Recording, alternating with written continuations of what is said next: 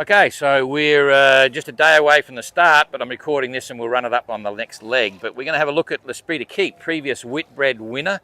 Did 3 Whitbread races and it was modified each time, to change a few things from what they learnt. And then finally it actually won the race. It actually won the edition when it was here in Punta previously. So I'm going to run you through a bit of a technical video and you can see what it's like down below. Another tin boat, another aluminium boat, which is pretty cool. So this is our parasol. I'll try not to fall in and we'll bring you on board. Life raft, one life raft on the transom there, you can see that. And then, here we go. Okay, so before we get into it, everyone's got a John Boy. This is the little trigger happy thing. You flick that trigger, it drops over like a little one-man life raft type arrangement to keep the guy out of the water or secure, and it's got a flag on it, it's got a light, and it's very quick to deploy. So in cold weather, it's very important to try and support them out of the water. Very good system. Just Google John Boy and you'll see all the different versions. Anyway, so they've got a Sea Cork non-skid here on the deck in the cockpit, you can see that. They've got a couple of solar panels here on top of the Dodger. They've got a solid screen that's like a polycarbonate screen at the front, so pretty good system for people here. Usual electronics and a couple of compasses up the top. Big winches. This was sailed and raced with a very small crew, only 8 on board, which is quite small for a 60-footer or 57 I think it is. So no pedestal and grinders on this one. It's all just very simple, straightforward. Big winches, as I say, because there's some pretty big sails. This boat, in the refits that it's had in its life, and that included a brand new mast, the mast is actually shorter than the mast that was actually used during the course of the Whitbread. Previously, another 3-spreader rig, another Sparcraft rig. Lionel is, and this boat is based in Les Sables d'Olonne in France, which is the home of the Vendée Globe. Everyone knows the Vendée Globe, and also the Golden Globe. Of course you know about the Golden Globe, that's our little number, and we live in Les Sables d'Olonne as well now, Jane and I, so this is our hometown boat. Supported quite solidly by the city of Les Sables d'Olonne as well, and again, what you've got here is a central cockpit. It's where all the action takes place, and previously, back in those days, you didn't have rope clutches. I mentioned this on Neptune when we did Neptune, and there's the little pedestal grinder in the mid cockpit to turn the winches. But if that ever fails, because a lot of this engineering is not available anymore and sometimes there is failures, you can actually use those big winches with a normal winch handle in it. All the lines coming back from the mast to here, so any action, any thing that's happening, someone's got to be up here to help control those lines. Pretty good non-skid on this. They've got a very good system of non-skid. I'm not sure what it is. And again, nothing super technical about this. Their technology still is slightly upgraded from 45 years ago. Just aluminium, very solid rig. It's all using diform wire. It's all diform, not rod in the case. I think Neptune had rod, but they're using a simpler system with stranded wire that's shaped especially to make it about 10% stronger than normal 1x19 wire. Big foredeck hatch. There's a distinct feel of the 70s and 80s back on this boat. Absolutely modern blocks, of course. And they've got a furling gear, reefing gear profile on the main head sail up forward, and then only one inner forestay, which is right here. It's quite a long way forward, and that's for their stay sails and so on. Now, during the course of the third leg, Lionel had some issues with the rig. They lost, they had stranding, which means the single strands are starting to fail on about 5 pieces of rigging, which has now all been replaced. And they were sailing the boat carefully during leg 3 to make sure they didn't lose the mast. And fortunately, they didn't. So they've got a little jogger pole there. I'm not sure. Not for the braces and so on to hold it out. It's too small. I'm not sure what they're using that thin pole for. No, can't tell you. Anyway, they've got 2 big spinnaker poles as usual. Simple block arrangement at the bottom of the mast. A couple of deck hatches for ventilation. They've only got 3 cowl ventilators there. The reason ventilation is important, not just to get fresh air for breathing, but there's been a few reports on boats of mould and fungal growth on the skin, things like that, and that's all accentuated if you have got poor ventilation on the boat. So we had a big meeting with the medical carers on board, and that was a feature that they mentioned. So you've got to get the air in there, otherwise the mould and fungal growths can get out of hand. Again, the Sparcraft rig, very cool. They've got like spreaders on the boom to support it when it's hanging out, you know, once they drop that with lazy jacks, but it's also supporting the boom so it doesn't break if it hits the water. That's the biggest fear. Everything here is just very traditional, you know, spinnaker pole, end fittings, nothing top secret or special about it. It's all as you would expect on a simple, reliable boat. So I'll keep walking through. Tracks are numbered. You can see how efficient that dodge arrangement is for visibility, keeping them all happy. That's enough of that. We're going to jump down below. I just saw Lionel leaving, so he's given me the keys to the boat and I can do whatever I want, which is pretty cool. So again, the arrangement here for coming in is a lot smaller than Neptune, quite small, but that's what you'd normally expect. I think this isn't small. I think Neptune was just big, for sure. It was really big. And again, rope bags there, water bottle bags as you're coming through, so you can get it all happening. And a simple arrangement for coming down below. And so there you have it. They've gone for minimum weight everywhere on this boat. Another tin boat. Similar sort of insulation on the aluminium to decrease the sound, but it's not going to do much. It's already very hot in here. Well, not hot, but it's warm. And you can imagine what this is going to get like in the tropics. In the Southern Ocean, all the cold comes through the hull. There's no insulation on the hull in the water. So when the water was like 7-8 degrees, that's what they were getting in here. And when it's hot in the tropics, they're going to get hot. There's no question about that. And that may affect the performance, but that's the way you do it. They didn't want any excess weight because the way the boat was raced in the Whitbread days, they didn't have any either. So they're sailing with 8 crew, the same as the race-winning crew.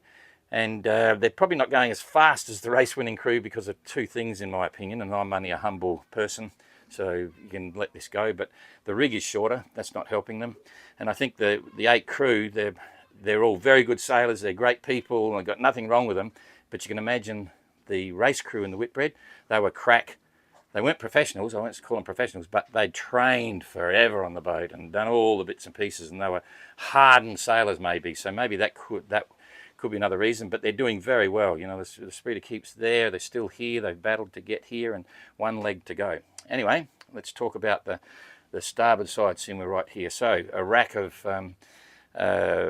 safety harnesses, life jackets and survival suits there, right by the companionway, fire extinguisher, nets. And they use a lot of drums to hold their bits, so that's probably food and bits. Then there's 2 quarter berths down the back here, adjustable as well. Not looking as comfortable as Neptune was. They've got thinner mattresses, but when you're on material, it doesn't matter. Your hip is not digging into timber bunk boards or whatever it is. So it'll still be very comfortable. Little bits and pieces there on their rope bags, and people are writing everywhere. That's all in French, but it's saying good luck and bon vent and bon vent and bon vent and more bits of bon vent. So on the other side, you've got another rack as well, same deal. But this time there's a bit more space for wet weather gear. But generally, you've got to say there's probably more feeling of space in these boats than there is in a production boat, like a Norda Swan. You know, there you've got all the lockers and bits and pieces. This is very much more out in the open, so it's got a feeling, a sense of space, rather than just being a closed-in, beautiful, teak veneered, luxurious Norda Swan fit-out. So all kind of cool. Boy, everything, it's interesting. I'm giving the explanation. It's all happening here in one spot. I'm not moving. That's underneath the saloon table, similar to Neptune, but not as comfortable as Neptune's. It's got a bigger table, not so much of a backrest, but you can hang on for the ride. And you've got, you know, sort of their safety plan there, stuck on the wall, clock, bits and pieces. Not sure what all the writing is on the bulkhead there. That's kind of interesting. It could be to do with sails and bits, I'm not sure. Anyway, chart table, again, all very exposed and very open and very easy. Everything they need. You've got all your navigation publications, a simple table that's adjustable. You can see that adjustable arm there. It'll push up and down. It's got this sliding security system, so it doesn't move around, but it can go this way. You see this, you can angle it back this way or that way to keep it flat. Barograph there in the corner, very integral to what's going on. Cassette tape player tucked away in the side. That's their chart plotter and weather facts and HF radio back here, and their electrical. The electricals tried to make it waterproof, got it in a big waterproof box, so all that comes together there, and it looks pretty good. Yeah, very simple. They've just found they've got a problem with their AIS, so just given them an emergency dispensation to use an iPhone instead of their AIS readout, which is kind of interesting. So coming forward again, 2 pipe cots there, similar to Neptune actually, must have been the way they did it back then.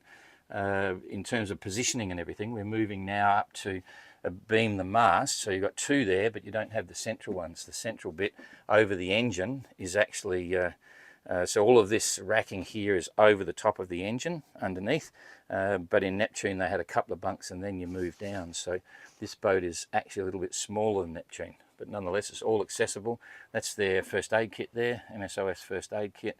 Again, I wonder if they got enough toilet paper there. Interesting. Always a pet subject, eh?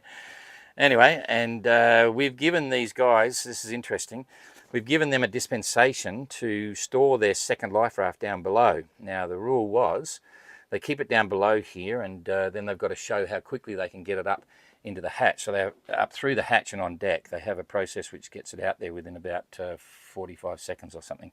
They can hook it up, chop it up, pull it up and get it out there in time. Now that's interesting too. This is the first time I've been down here since the start. I think I was on board in the start, but I certainly was in Les Sables d'Olonne. Guess what? Look at all those little brown patches. That's actually mould growth. That's what I was saying. It's like mould that's coming through. You can see it there on the deckhead, and that's a ventilation thing. So even though they've got a couple of vents, which are here, you can see there's there. If I push this up here, that's a little pipe outlet there, not that big, but that's ventilation, and it's often, there's another bit down the back there as well. I think they've got 2, but yeah, I can see distinct traces of mould and so on. So these guys are probably hot bunking, but they have to have at least 1 bunk for every person on the boat, and these sail racks would be considered as a bunk. I think they'd have to show they've got security covers as well. And then right up forward they've got some anchors and heavier stuff, chains and bits and pieces. No, not chains, but there's another bunk on the side there. I think you can see that. There's another pipe cot up there. So there is enough bunks for everyone, but they don't use these up the front. They actually just stick with hot bunking down the back. It's a more comfortable ride and so on. So again, they're using bins and buckets. And here's the mast, boom, boom, right by me. I'm just on the side of it. Try to show you the, again, you know, the engineering is very simple. This boat's for sale, actually. It's for sale, and it's a pretty reasonable price. Now, I'm too scared to tell you the price because I might get it wrong, and that's up to Lionel, but the boat is actually for sale. They bought the boat specifically to do the race, so this is more or less like the 4th round the world race it's done, and it's primed ready for someone else to take it on. So if you've got an inkling to do the next 27 OGR, this could be the way to go. Some great history, and you can try and beat Lionel's time. I'm not sure. Anyway, you've seen the bunks here, so typical pipe cots, and there's another view down through to the saloon, and here's the galley. They're using that looks like gas again. They've got an oven. It's only a small one. This is a lot smaller than on Explorer, but still pretty good. I'm not sure. I don't think they'll be baking bread this trip. It's going to be warm, but you never know. And bins, open bins there, and baskets for the galley. 2 sinks to keep it all going. So, and not a lot of bench space, but they can use the table because you're right opposite the table. So there's any number of ways around that. It is pretty secure, like you're tight once you're in there. Various food bins down there as well. You put your feet on it for now, and then they'll slowly eat their way through it. So all looks pretty cool. And you can see up here, here's this this sort of material. It's really rough, it's coarse. I don't know whether it's cork, it's not really cork, but it gives a little bit of insulation. But standing here, I can feel the heat bouncing off the top here. Right by me, it's very warm there where the sun's on it. So they get used to that. And that's it. So another bilge pump down there. Okay, I think we're just about done here. It's pretty simple, but a beautiful boat, and it is for sale. There's their Citroen bear here. So boom, boom, there he is, Citroen teddy bear. motor neurone disease and Alzheimer's, Parkinson's, and also dementia. And my mum got that, and I think I'm getting it now. But anyway, that's another story. A look at the companionway. You can see much smaller than Neptune's was, but still really efficient. They've got a curtain they can drop down there to keep the cold breezes out, or some spray. Even though the spray's not boring down, you get this mist, and the mist can just flow through and filter on everything. And when that happens, once you get salt down below, everything's always going to feel wet until you can wash it all out with fresh water, and that's not easy. I haven't got anyone here to explain the desalinator, and I'm not sure, I don't think they have a desalinator on the L'Esprit de Keep. They carry the water and ration it very carefully. So so there you go. That's L'Esprit de Keep. I think that's it. I'll just sign off and say thank you very much, and we will be getting another one up soon. And I think I've already done the technical photos on that, so I'll shut it down for now. See you later.